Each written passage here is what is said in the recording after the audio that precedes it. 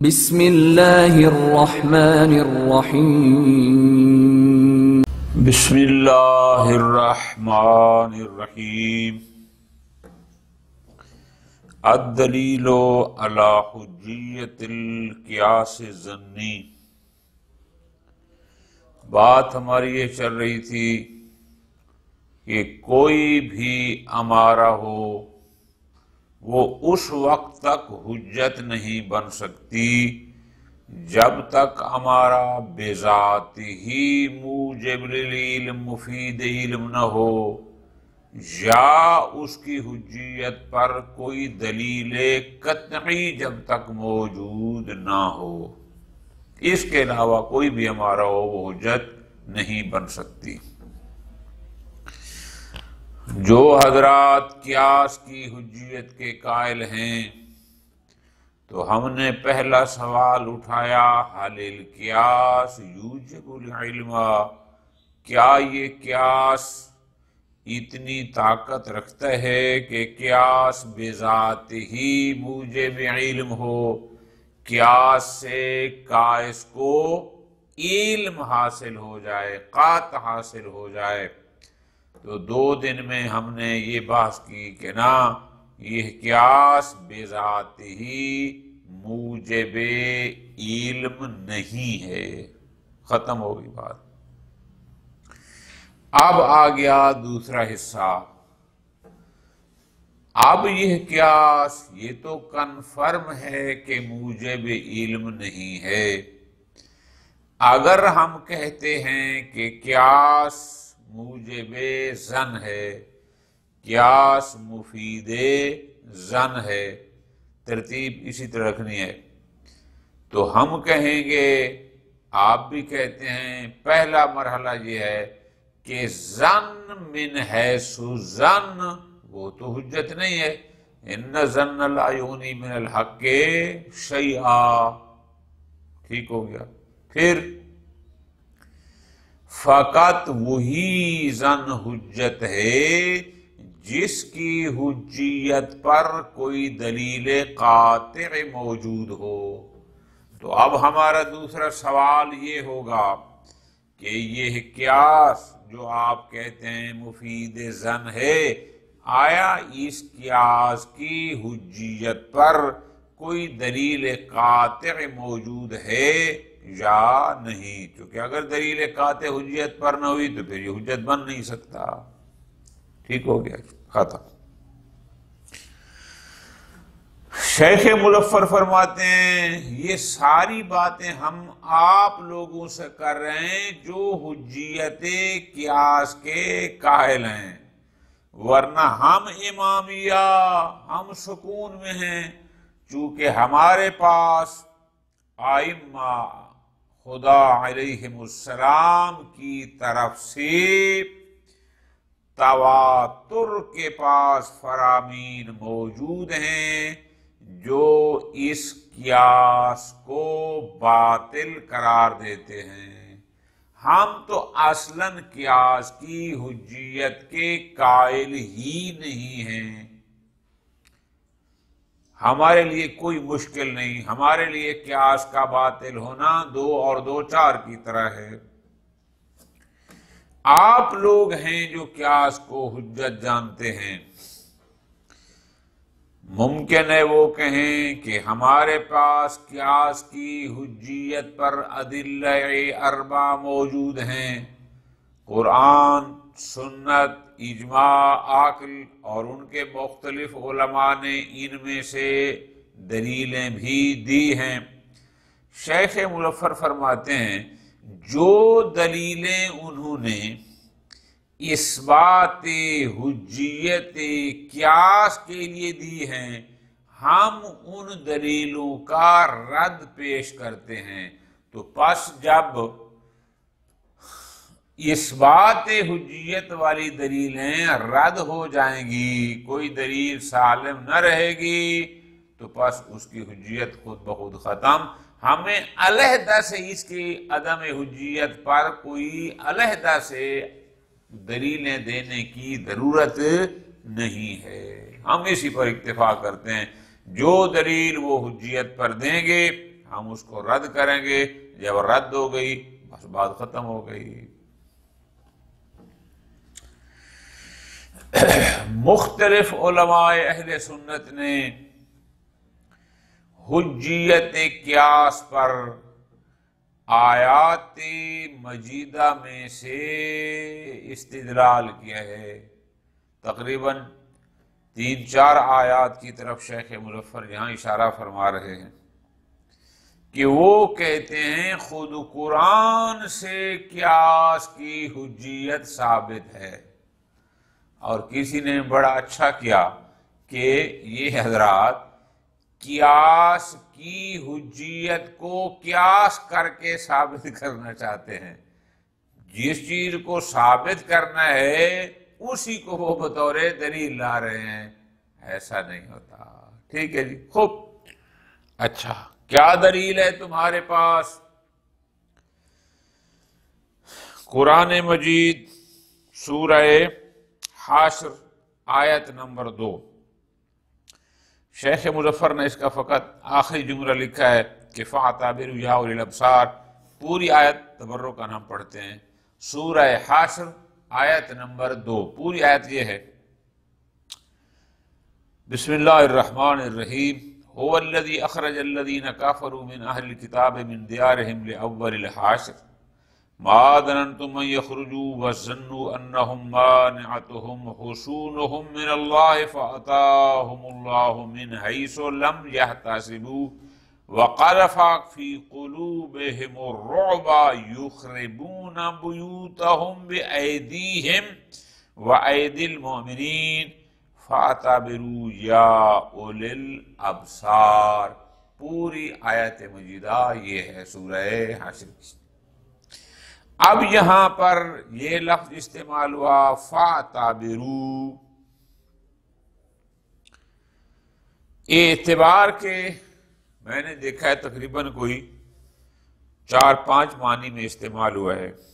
اعتبار کا معنی عبور کرنا بھی ہے، عبر السیل، فلاں نے دریا کو عبور کیا، اس معنی میں بھی آتا ہے۔ اعتبار تعبیر دینا، خواب کی تعبیر، یہ جو کہتے ہیں فلاں نے خواب دیکھا اس کی تعبیر دے، خواب کی تعبیر دینا، اس میں بھی اعتبار کا معنی استعمال ہوا۔ اسی طرح اعتبار تحقیق کے معنی میں، اختبار کے معنی میں، آزمائش کرنا، اس میں بھی استعمال ہوا۔ اور اعتبار کا معنی عبرت حاصل کرنا، واعظ و نصیحت حاصل کرنا، اس میں بھی استعمال ہوا۔ اب دیکھنا یہ ہے کہ فَاعْتَبِرُوا يَا أُولِي الْأَبْصَارِ، یہاں پر فَاعْتَبِرُوا اعتبار ان میں سے کس معنی میں استعمال ہوا؟ جو حضرات لطف لینا ہے قیاس کی حجیت کے قائل ہیں وہ فَاعْتَبِرُوا اعتبار کو عبور کے معنی میں لیتے ہیں، عبور کرنا، گزرنا، بڑھ جانا۔ وہ کہتے ہیں یہ جو ہے فَاعْتَبِرُوا یعنی گزر جاؤ، بڑھ جاؤ، اے صاحبان بصیرت۔ کس سے گزر جاؤ؟ یعنی اصل سے فرع کی طرف، اور اصل سے فرع کی طرف جانا اسی کو قیاس کہتے ہیں، یعنی اصل والا حکم فرع کی طرف لے جاؤ، وہ یہ کہتے ہیں۔ جناب مظفر رحمت اللہ علیہ فرماتے ہیں کہ اگر لفظ کثیر معنی میں استعمال ہوتا ہو تو پھر اس کلام کا سیاق و سباق دیکھا جاتا ہے، کوئی قرینہ حالیہ، کوئی قرینہ مقالیہ دیکھا جاتا ہے کہ یہاں پر اس لفظ کا کون سا معنی مراد ہوگا۔ بات سمجھ آ رہی ہے؟ تو یہاں پر جب ہم دیکھتے ہیں کہ یہاں عبور والا معنی بنتا نہیں ہے، یہاں بنتا ہے اتعاظ، نصیحت حاصل کرنا، واعظ حاصل کرنا۔ یہ در حقیقت یہودیوں کا ایک قبیلہ تھا کہ جب پیغمبر تشریف لائے مدینے میں تو ان کے ساتھ پھر کوئی مسالت ہوئی، پھر جنگ بدر ہوئی تو اس میں پھر کامیابی ہوئی مسلمانوں کو، پھر اس کے بعد جنگ احد ہوئی تو ظاہری طور پر وہ ناکامی نظر آئی، تو پھر یہ قبیلے کے لوگ پتہ نہیں مکے چلے گئے، وہاں کو دوسرے لوگوں سے، کفار سے، یہ یہودیوں سے انہوں نے کوئی کیا، اور پھر وہاں پر حملہ ہوتا ہے تو کچھ جو ان کے اپنے گھر تھے اس لیے کہ مسلمانوں کے ہتھے نہ چڑھ جائیں ان کو بطور پناہ استعمال کرتے تھے، شان نزول جو ہے کچھ کو وہ خود گرا دیتے تھے، کچھ کو مسلمان الی آخر ہی۔ تو فرماتے ہیں یہاں پر اتعاظ، نصیحت حاصل کرنا، اے صاحبان بصیرت عبرت حاصل کرو، نصیحت حاصل کرو۔ کس سے؟ اس سے کہ جو اس یہودیوں کے ساتھ ہوا۔ یہاں گزرنے کی بات نہیں ہو رہی کہ گزر جاؤ، بلکہ یہاں ہے کہ جو کچھ ان کے ساتھ ہوا، جو ان کے دلوں پر اللہ نے خوف مسلط کیا اور پھر انہیں جو خود بھی کیا، اس سے عبرت حاصل کرو۔ بات عبرت حاصل کرنے کی ہے، گزرنے کی نہیں ہے۔ کتاب ہے ابطال القیاس، لکھنے والا بھی اہل سنت عالم ہے ابن حزم۔ وہ کہتا ہے کہ فَاعْتَبِرُوا يَا أُولِي الْأَبْصَارِ سے قیاس کو مراد لینا محال ہے، یہ ہو ہی نہیں سکتا کہ فَاعْتَبِرُوا بمانا کس کے ہو؟ گزر جانے کے ہو، بمانا عبور کرنے کے ہو، اور پھر آپ اس کو قیاس کے معنی میں لیں، یہ درست نہیں۔ ورنہ اگر ایسا ہوتا تو پھر قرآن میں یا حدیث میں کہیں ہمارے لیے یہ بیان تو کیا گیا ہوتا نا۔ کون سا؟ 3 چیزیں اس نے کہی ہیں۔ کس چیز کو قیاس کرنا ہے، کہاں قیاس کرنا ہے، کس پر قیاس کرنا ہے۔ قرآن و حدیث میں کچھ تو چلو اس کے بارے میں بیان کیا ہوتا، جبکہ ایسا کہیں کوئی بیان نہیں ہوا۔ چونکہ اگر بیان ہوتا تو ہم اسی پر اکتفا کرتے، کس میں قیاس کرنا ہے، کس پر قیاس کرنا ہے، کہاں قیاس کرنا ہے، پھر جو جو ہمیں حکم ہوتا ہم اسی پر اکتفا کرتے اور اس سے کوئی تجاوز نہ کرتے، ادھر ادھر نہ جاتے، جبکہ قرآن و سنت میں ایسی کوئی بات بیان نہیں ہوئی۔ بہرحال لہذا انہوں نے کہا کہ یہ درست نہیں۔ دوسری آیت مجیدہ سورہ یاسین آیت نمبر 78 اور 79 وہ پیش کرتے ہیں۔ آیت مجیدہ جہاں شروع ہوتی ہے وَضَرَبَ لَنَا مَثَلًا وَنَسِيَ خَلْقَهُ قَالَ مَنْ يُحْيِي الْعِظَامَ وَهِيَ رَمِيمٌ قُلْ يُحْيِيهَا الَّذِي أَنشَأَهَا أَوَّلَ مَرَّةٍ وَهُوَ بِكُلِّ خَلْقٍ عَلِيمٌ۔ یہ بھی کسی کے بارے میں شان نزول ہے کہ ایک بندہ گزر رہا تھا کسی قبرستان سے، تو وہاں سے اس نے کوئی بوسیدہ قبر میں سے کوئی ہڈیاں جو گل چھڑ گئی تھیں وہ اٹھا لیتا ہے اور کہتا ہے کہ اب میں جاتا ہوں محمد کے پاس صلی اللہ علیہ وآلہ وسلم، اور اس کو کہتا ہوں کہ آپ جو کہتے ہیں یہ قیامت ہوگی اور سارے لوگ اٹھائے جائیں گے، حساب و کتاب ہوگا فلاں، یہ ہڈیاں جو بوسیدہ ہو چکی ہیں یہ پھر کیسے دوبارہ ان کو انسانی شکل میں اٹھایا جائے گا اور ان سے وہ پوچھا جائے گا۔ تو وہ جب آ جاتا ہے تو اس کے بعد حکم یہی ہوا کہ ان کو وہی زندہ کرے گا جس نے پہلے ان کو بنایا تھا۔ تو علماء اہل سنت کہتے ہیں کہ یہ قیاس پر دلیل ہے، کیا کہ پیغمبر نے نشأت ثانیہ کا قیاس کیا ہے نشأت اولا پر۔ پیغمبر نے یہ قیاس کے ذریعے بتایا کہ جیسے پہلے ان انسانوں کو خلق کیا تھا، بس اب اگر یہ بوسیدہ ہو چکے ہیں تو اسی طرح دوبارہ بھی وہ ان کو خلق کر سکتا ہے۔ تو یہ قیاس ہے۔ مرحوم مظفر فرماتے ہیں اللہ کے بندو یہاں قیاس کہاں نظر آتا ہے؟ قیاس اصل کا حکم فر پر لگانا، یہ قیاس ہے آپ کے نزدیک؟ پہلی بات تو یہ ہے، لطف لینا ہے، فرع پر اصل کا حکم وہ لگاتا ہے جس کو خود فرع کا حکم کتاب سے معلوم نہ ہو، سنت سے معلوم نہ ہو، وہ پھر اصل والا حکم اٹھا کے فرع پر لگاتا ہے۔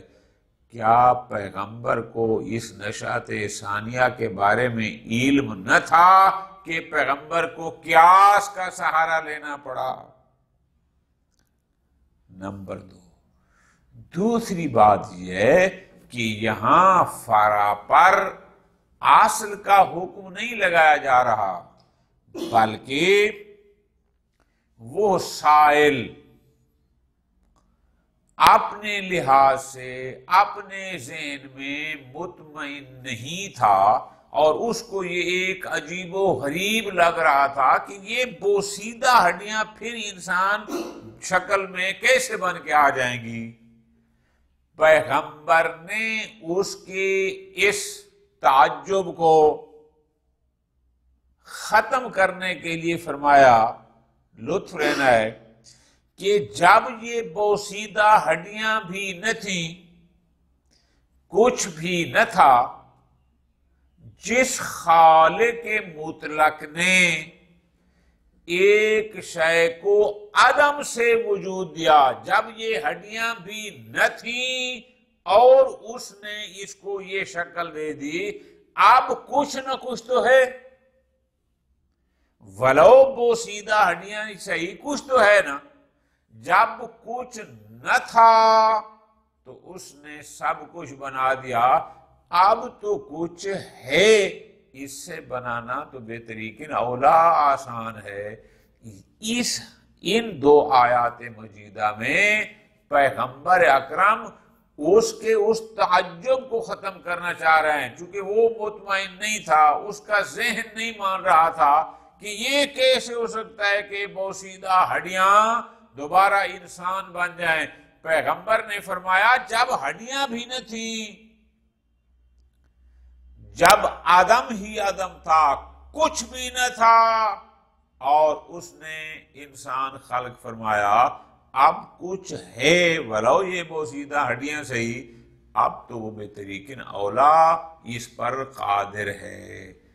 پیغمبر یہ در حقیقت یہ مسئلہ تھا، ایسا نہیں تھا کہ پیغمبر نے نشأت ثانیہ کا قیاس کیا ہے نشأت اولا پر، اور پیغمبر کو پتہ نہیں تھا کہ نشأت ثانیہ کا حکم کیا ہے اور کیسے ہوگی، تو قیاس کیا کہ جیسے پہلے تھی، ایسا نہیں ہے۔ وہ اس کے تعجب کو ختم کرنے کے لیے اس کو یہ سمجھایا ہے۔ لہذا اور بھی انہوں نے کچھ باتیں کی ہیں آیات میں سے، لیکن شیخ مظفر فرماتے ہیں آپ کے پاس قرآن مجید میں سے ایسی کوئی آیت موجود نہیں کہ جس کے ذریعے آپ قیاس کی حجیت کو ثابت کر سکیں۔ دوسری بات الدلیل، پہلی بات تو یہ تھی نا کہ حل القیاس یوجب العلم، دوسری بات الدلیل علی حجیت القیاس الظنی بعد ان ثبت ان القیاس فی حد ذاتہ لا یفید العلم۔ گزشتہ 2 درسوں میں ہم اس نتیجے پر پہنچ گئے کہ قیاس بذات ہی مفید علم نہیں ہے، یہ بات طے ہو گئی۔ لہذا چونکہ مفید علم نہیں، اس لحاظ سے تو حجت بھی نہیں ہو سکتا۔ باقی علینا ان نبحث عن الادلہ علی حجیت الظن الحاصل من۔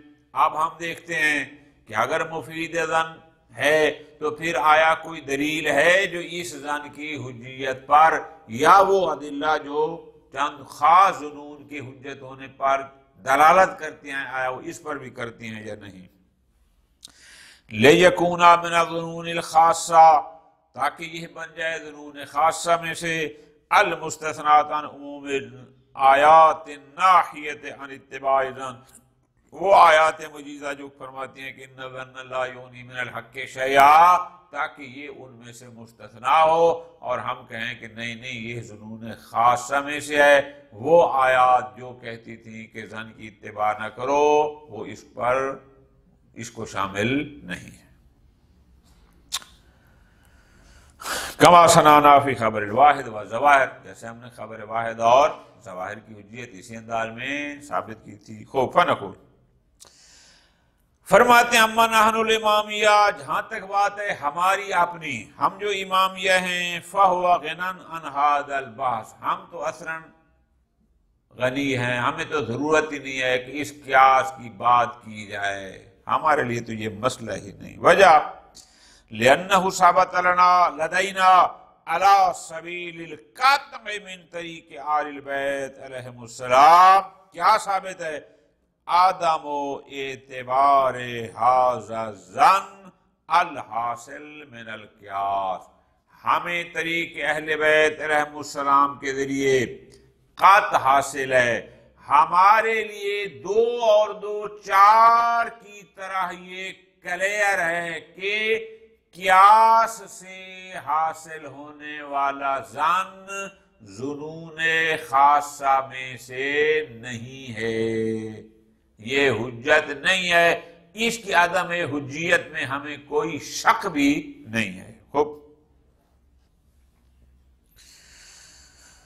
فقط تواتر عنہم النہی عن الاخذ بالقیاس، ہمارے پاس ائمہ خدا علیہ السلام سے تواتر کے ساتھ فرامین اور احادیث موجود ہیں جن میں حکم ہے کہ قیاس کی اتباع نہیں کرنی۔ ٹھیک ہے جی، نہیں کرتے۔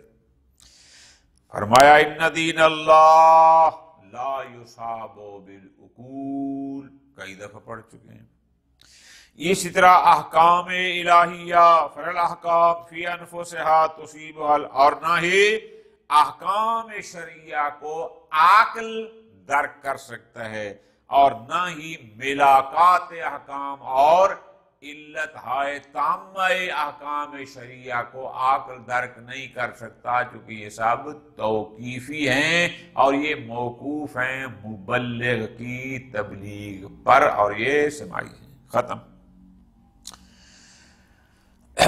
فرماتے ہیں علی انہ یکفینا فی ابطال القیاس، ہم ابطال قیاس پر اپنی طرف سے اور دلیلیں نہیں دیتے، بس اتنا کافی ہے کہ ہم یوں کرتے ہیں ان نبطل ما تمسکوا بہ لاثبات حجیتہ من الادلہ، کہ جو لوگ قیاس کی حجیت کے قائل ہیں، جو وہ حجیت کے لیے دلیل دیتے ہیں، ہم انہی ادلہ کو باطل کرتے ہیں، رد کرتے ہیں۔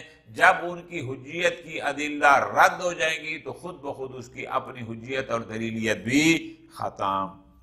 لنرجع الی عمومات نئی، اس لیے کہ بات کلیئر ہے کہ ان الظن لا یغنی من الحق شیئا ان یتبعون الا الظن، ہمارے پاس موجود ہیں، ہم اس در جائیں گے اور ہم کہیں گے کہ جہاں علم نہیں ہے وہ حجت نہیں ہے جب تک کہ اس پر کوئی دلیل علمی قطعی موجود نہ ہو۔ ختم۔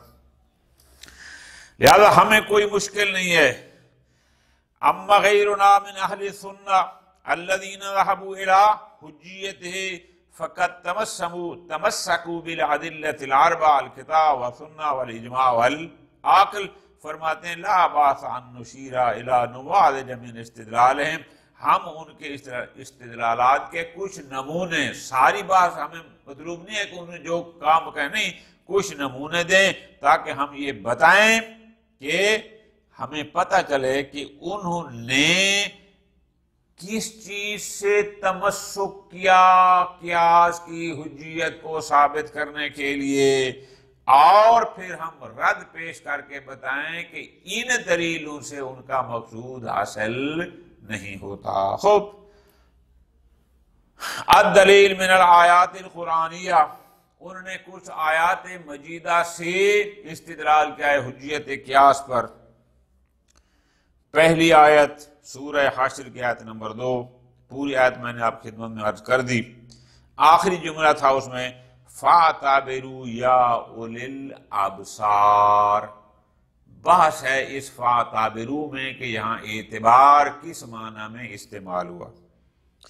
بناء علی تفسیر الاعتبار بالعبور، میں نے گزارش کی کہ 3-4 معنی میں یہ اعتبار استعمال ہوا، وہ یہاں اعتبار کو بمعنی عبور کے لیتے ہیں۔ عبور یعنی گزرنا، مجازفہ یعنی آگے بڑھ جانا، تو وہ کہتے ہیں قیاس بھی عبور کرنا ہے، بڑھ جانا ہے، کس سے؟ یعنی اصل سے فرع کی طرف، جیسے کہتے ہیں عبر السیل، اس نے دریا کو عبور کیا یعنی آگے بڑھ گیا، یہ اسی معنی میں ہے۔ شیخ مظفر فرماتے ہیں کہ اس پر ہمارا اشکال یہ ہے کہ ان الاعتبار هو الاتعاظ لغتاً، اعتبار کا معنی اتعاظ یعنی وعظ حاصل کرنا، عبرت حاصل کرنا، نصیحت حاصل کرنا، یہ بھی اس لوگ معنی ہے۔ هو الانصاب، اور یہاں اس آیت میں عبور والا معنی مناسب نہیں بلکہ اتعاظ، عبرت حاصل کرنے والا معنی مناسب ہے۔ هو الانصاب بمعنی الآیہ الواردہ، کیوں؟ آیت ہے فی الذین کفروا من اہل الکتاب، ان کے بارے میں اذ قذف اللہ فی قلوبہم الرعب، کہ جب اللہ نے ان کے دلوں میں خوف پیدا فرما دیا کہ یخربون بیوتہم بایدیہم، کہ وہ اپنے گھروں کو خود خراب کر رہے تھے اور کچھ مومنین خراب کر رہے تھے، تو یہ اس کی بات ہے۔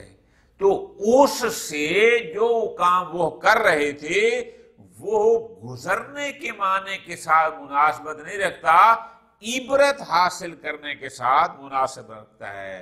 تو یہاں حکم یہ ہوا کہ یہ سارا قصہ بیان کر کے فرمایا فَاعْتَبِرُوا یَا أُولِي الْأَبْصَارِ، اے صاحبان بصیرت، اس سے عبرت حاصل کرو۔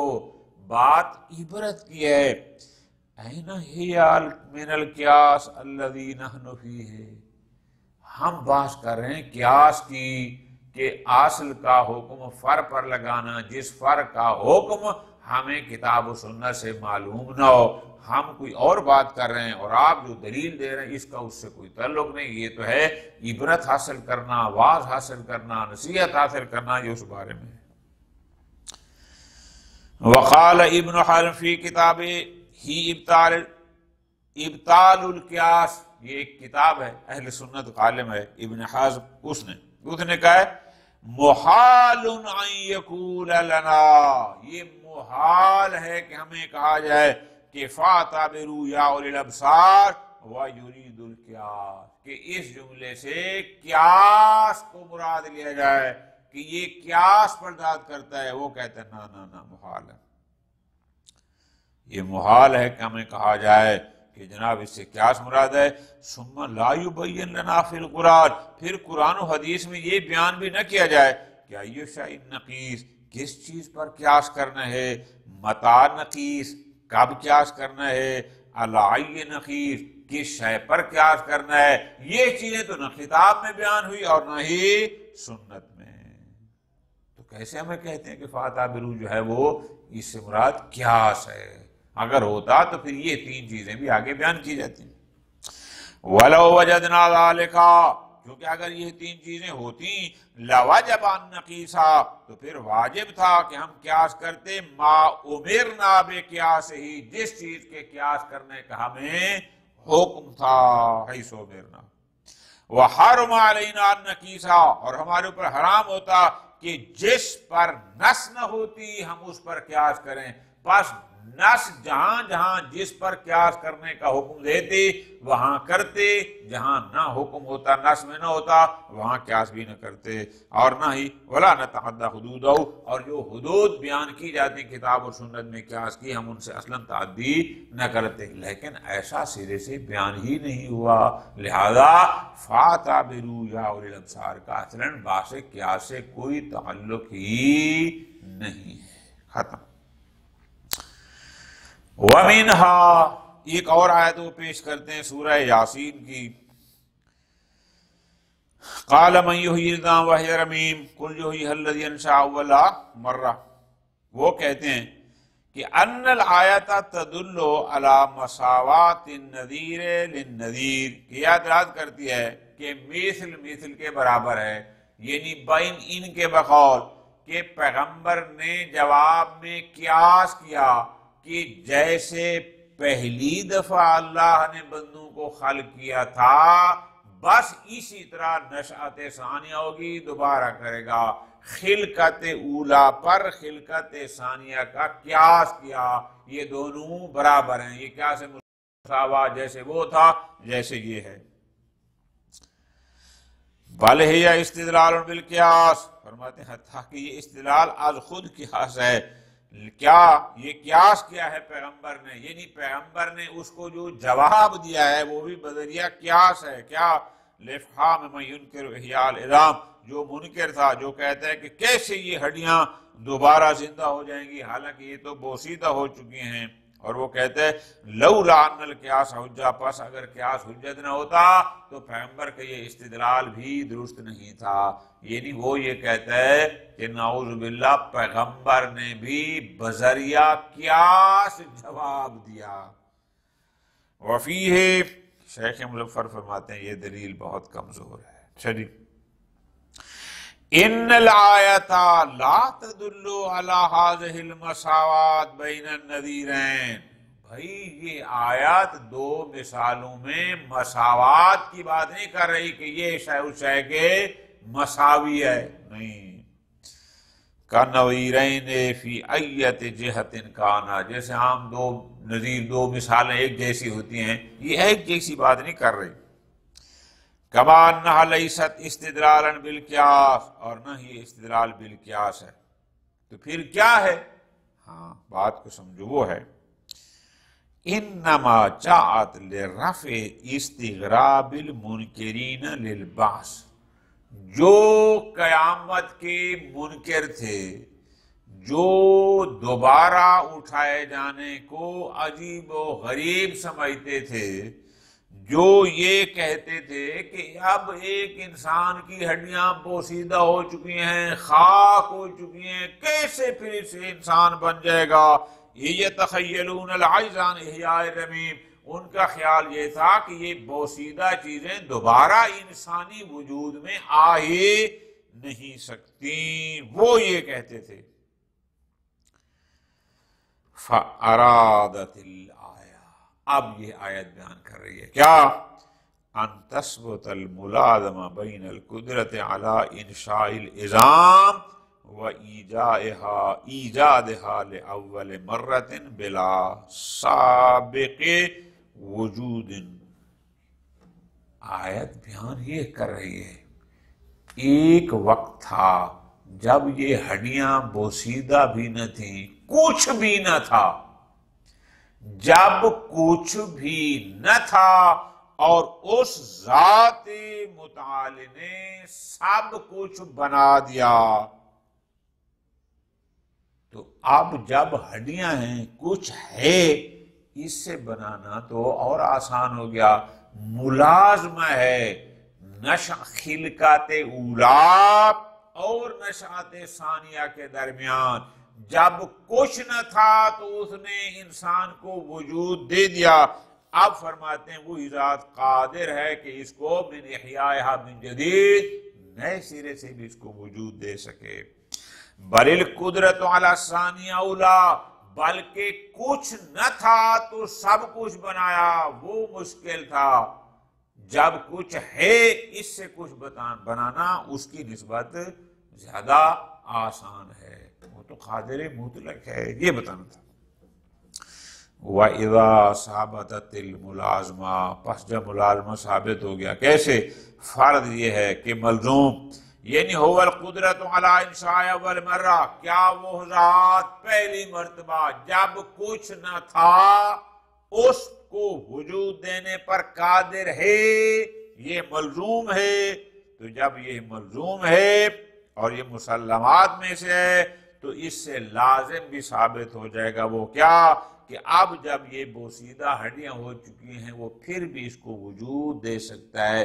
جو کچھ نہ ہونے سے سب کچھ بنا سکتا ہے، وہ کچھ ہونے سے بھی بنا سکتا ہے، ان کے درمیان ملازمہ پایا جاتا ہے۔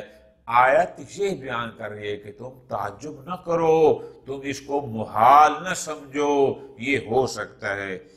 این ھذا من القیاس، یہاں کہاں پر قیاس کی بات آ گئی کہ ہم نے اصل والا حکم فرع کو دے دیا؟ ہم تو ملازمے کی بات آیت کر رہی ہے، اصل والا حکم فرع کو دینے کی بات نہیں کر رہی۔ ختم ہوگی بات۔ وَلَوْ صَحَّ أَن يُرَادَ مِنَ الْآيَةِ الْقِيَاسُ، ایک لمحے کے لیے اگر مان بھی لیا جائے، لو کا ہے نا، لو صحّ، اگر مان لیا جائے کہ اس آیت میں قیاس ہے، تو فرماتے ہیں یہ قیاس مساوات نہیں، جس کو جو ہمارا موضوع بحث ہے، فَهُوَ نَوْعٌ مِّن قِيَاسِ الْأَوْلَوِيَّہ، یہ قیاس اولویت ہے۔ اور لا تقل اف لہما سے ہم جو قیاس کرتے ہیں کہ جب اف جائز نہیں تو ضرب و سرب و شتم کہاں جائز ہوگا، یہ اس کی بات ہے۔ این ھذا من قیاس المساوات المطلوب اثبات حجیت، وهو الذي يبتني على ظن المساوات في الحكم، وقد استدل بآیات اخر مثل قوله تعالی فجزاء مثل ما قتل من النعم، اور بھی کچھ آیات ہیں، مثلا یہ سورہ مائدہ کی ایک آیت ہے، آیت نمبر 95، پوری آیت یہ ہے، یا ایھا الذین آمنوا لا تقتلوا الصید وانتم حرم ومن قاتلہ منکم متعمدا فجزاء مثل ما قاتل من النعم یحکم بہ ذوی عدل منکم ھدیا بالغ الکعبۃ او کفارۃ طعام مساکین او عدل ذلک صیاما لیذوق وبال امرہ، عفا اللہ عما سلف ومن عاد فینتقم اللہ منہ واللہ عزیز ذو انتقام۔